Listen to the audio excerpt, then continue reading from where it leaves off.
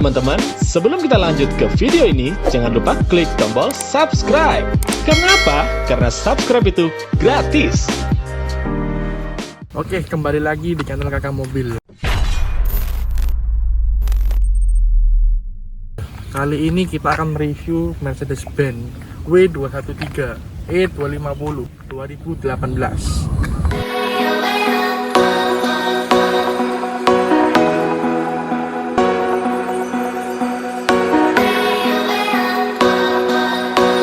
Ini merupakan tipe tengah-tengah atau middle, yang di bawahnya masih ada 200, 250, 300 dan 350 yang EQ Boost.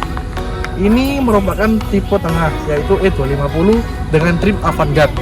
Nah, di tipe ini sebenarnya di bagian pasir depan dia daripada yang AMG dengan Avantgarde perbedaannya tidak banyak. Satu yang masih beda adalah grill. Di sini grillnya dia masih menggunakan model biasa. Kalau yang AMG dia menggunakan titik-titik di sini.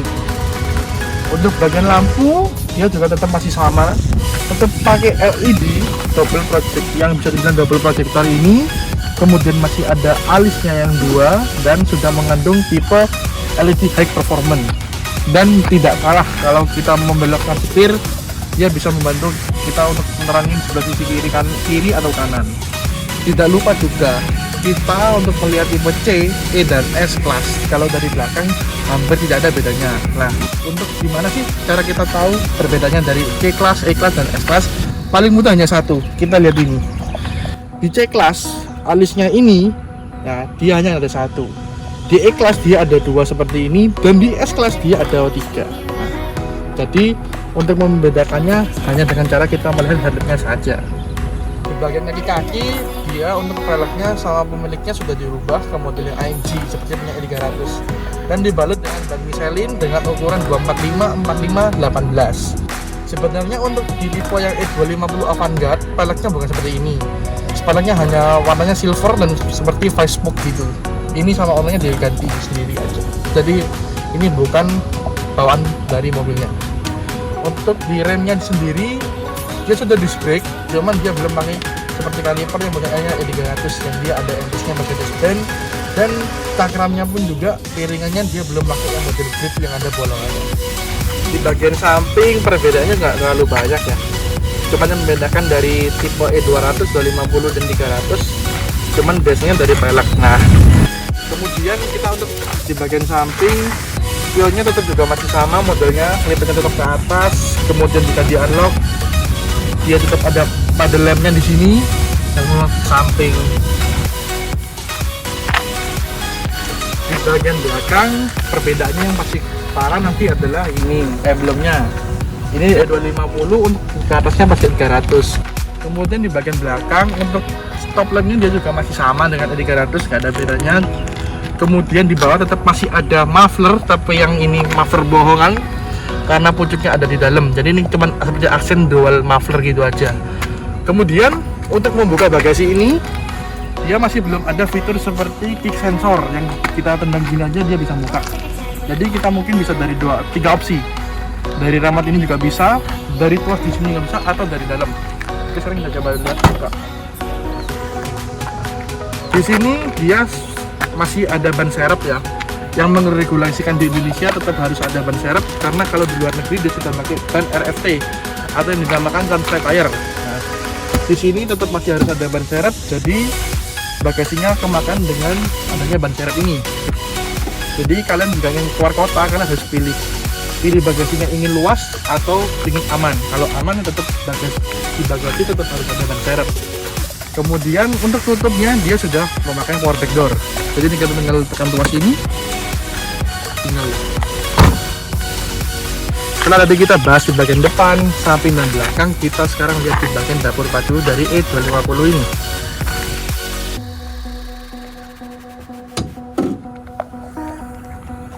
Di bagian mesin dari tipe yang sama E200, 250 dan 300 tetap sama menggunakan mesin 2000 cc. Dengan kalau yang di tipe ini jelas saja dengan E300 setelan HP-nya juga beda. Yang ini tenaganya 211 HP, dengan torsi 350 Nm dibandingkan atau dikomparasikan dengan transmisi 9Gtronic atau 9 percepatan. For your information, mobil ini barunya hampir 1M atau bisa dibilang 1M lebih. Sebelumnya dia juga sudah pakai smart key seperti ini, tapi kita ingin masuk dalam mobil ini, dia masih belum ada passive entry. Jadi sebelum kita masuk, kita harus unlock dulu dari remote ini. Dia baru buka. Kan sayang banget mobil harga 1M dia masih belum ada passive entry-nya. Oke, sekarang kita bahas bagian interior. Di bagian dalam untuk interior dia sudah memakai yang head unit yang sudah ukuran 12 in. Jadi di sini dia sudah pakai 2 layar. Jadi dari head unit dan speedometernya dia sudah full layar dengan ukuran 12,1 in. Oke, sekarang coba kita hidupkan sini. Sudah ada logo Mercedes-Benz di sini dan setirnya juga ikut turun. Di bagian dalam atau interior yang membedakan secara jelas dibandingkan E250 dan E300, dia adalah di bagian wood panelnya. Kalau di sini dia wood panelnya berwarna coklat atau brown, kalau yang di E300 dia berwarna piano black. Jadi dia di sini dari sini dan sampai sini dia sudah full black seperti ini contohnya. Kemudian tetap di bagian interior yang kita bahas sekarang, di sama E200 dan 250 dan 300 tetap sama ada ambient light-nya. Dimulai dari bagian sini sisi dashboard, bagian konsol tengah ini juga tetap masih ada, bagian speedometer dan head unit dia tetap juga ada ambient light-nya yang bisa diatur dari head unit ini. Kemudian di bagian setir, lingkar setir ini dia sudah menggunakan model seperti flat bottom. Cuman kalau di tipe yang AMG 300 di sini sudah ada tulisan emboss AMG-nya. Kalau di sini masih belum ada. Kemudian untuk di bagian kesenangan jari di sini juga lengkap. Ini ada bagian trackpad. Yang trackpad ini juga bisa buat ngatur yang di tipe untuk head unit atau di speedometer yang sebelah sini. Kemudian untuk trackpad yang sebelah kanan, dia juga bisa buat ngatur sebelah kanan. Jadi di sini bisa ada untuk tampilan eco display, kemudian ada untuk tulisan untuk range, sisa bahan bakar, kemudian konsumsi bahan bakar kita berapa juga masih ada di sini semua bisa diatur. Ini untuk G-force-nya. Di saat kita gas dia bisa berfungsi pakai RPM. Di bagian samping kiri di sini juga ada tuas untuk lampu sein dan wiper. Di sini juga ada untuk pengaturan setir dan teleskopiknya secara elektrik. Jadi dia pengaturan untuk naik turunnya dia sudah elektrik. Contoh seperti ini. Tidak kurang enak posisinya kita bisa atur secara manual. Oke, di bagian sini dia juga sudah ada cruise control di bawah sini. Selain cruise control, dia juga ada limiter control atau limiter speed. Jadi kita untuk melaju di tol kita bisa dibatasi dengan komputer. Di bagian konsol tengah di sini dia tetap sama, tetap ada jamnya yang modelnya klasik seperti ini. Kemudian di sini tetap masih ada untuk pengaturan AC.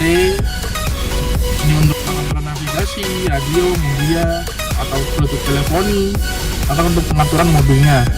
Di bagian tengah di sini selain sudah ada trackpad ini, tetap masih ada commander seperti yang di Mercy lama-lama yang fungsinya buat ngatur head unit. Nah, coba kita nyalakan head unitnya dari sini. Ada embossnya Mercedes-Benz.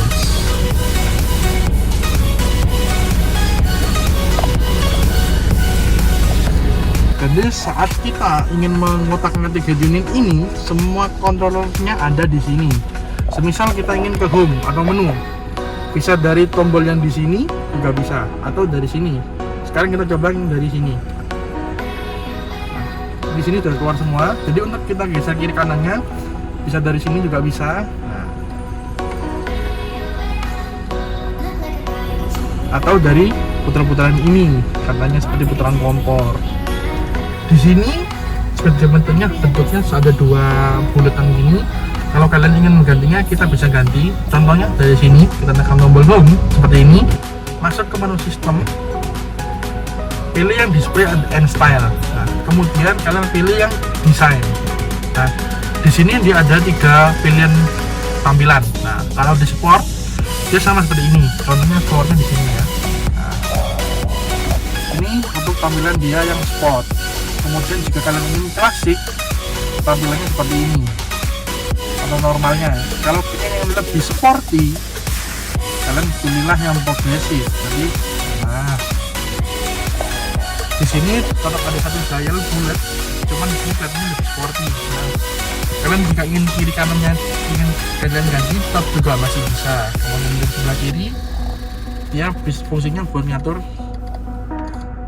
di head unitnya. Oke. Bagian door trim sebelah kanan dia juga ada buat pengaturan kursi sebelah kiri. Nah, di bagian sisi driver dia pengaturannya juga sudah elektrik, dari reclining, maju mundur kursinya semua. Kemudian headrest dia juga sudah full elektrik. Tidak juga itu, dia di sini juga ada punya leg support. Jadi paha kita jika ingin bersandar lebih baik, kita bisa atur sejak majunya atau mundurnya dari tombol yang ini. Di bagian dalam dia juga ada ambient light-nya, bisa kita ganti dari sini sesuai hati kita, mau warna apapun dia bisa.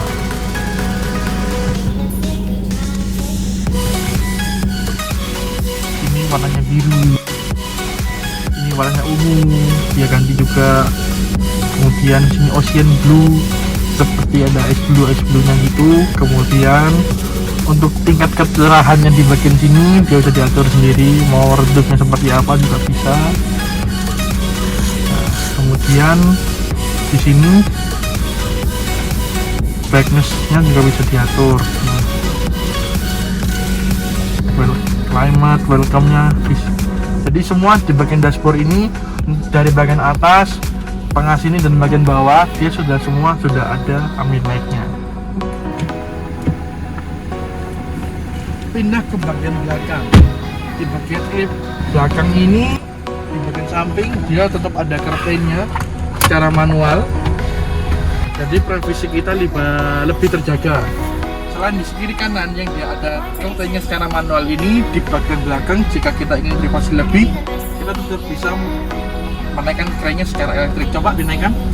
Nah, jadi privasi kita di bagian belakang dan samping tetap terjaga secara normal. Kemudian di bagian belakang untuk AC-nya dia sudah memakai triple zone. Jadi di bagian depan, kiri kanan dan penutup bagian belakang bisa mengatur suhunya sendiri dan speednya. Kisi-kisi AC selain dia ada di konsol box tengah ini, dia juga ada di pilar. Nah, jadi untuk kedinginan atau kenyamanan penumpang di belakang tetap masih terjaga. Nah, untuk posisi duduk sekarang, kita bahas posisi duduk.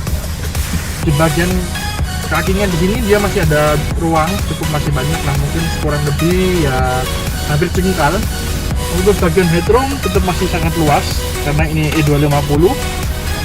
Di bagian sini tetap masih ada ambient light-nya seperti yang di depan.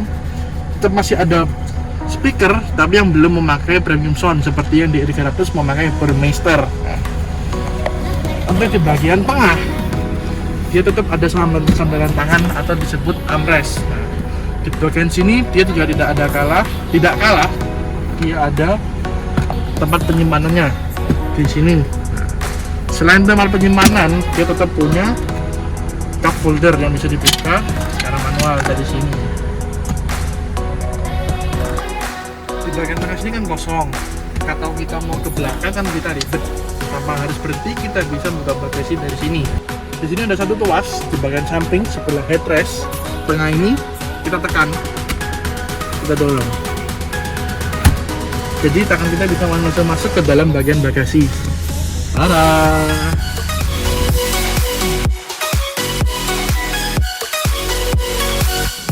Gimana caranya mobil ini parkir paralel atau parkir samping itu? Pertama, tekan tombol ini yang ada huruf P-nya dan kamera. Setelah itu kita jalan seperti biasa. Tunggu di sini ada radar yang baca sampai ada huruf P.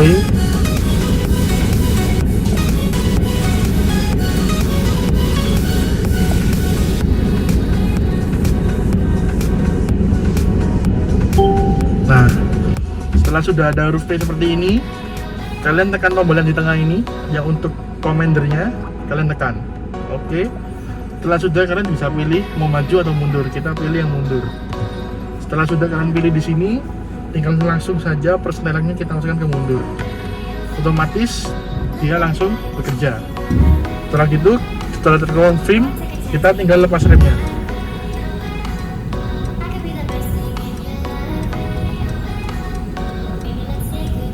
Jadi ini parkirnya majunya ke sana arahnya.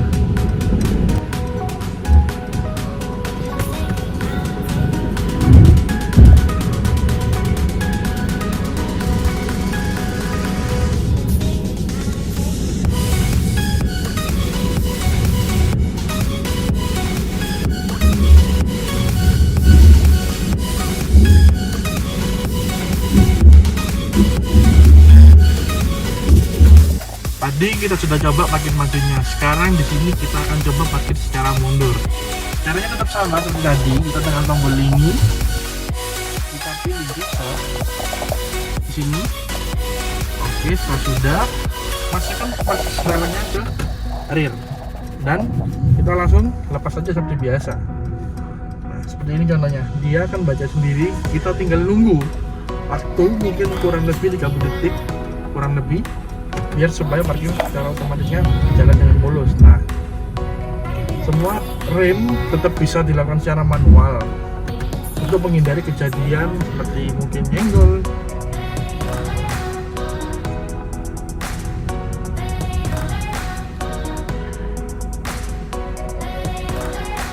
Di sini juga ada batasnya, jadi kalau sudah mepet dia bisa ngikut sendiri. Contoh seperti ini. Oke. Active parking assist in operation, be ready to brake. Setelah sudah selesai sampai di sini ada warna hijaunya, masukkan ke P. Nah, ini sudah bisa diambil alih setirnya.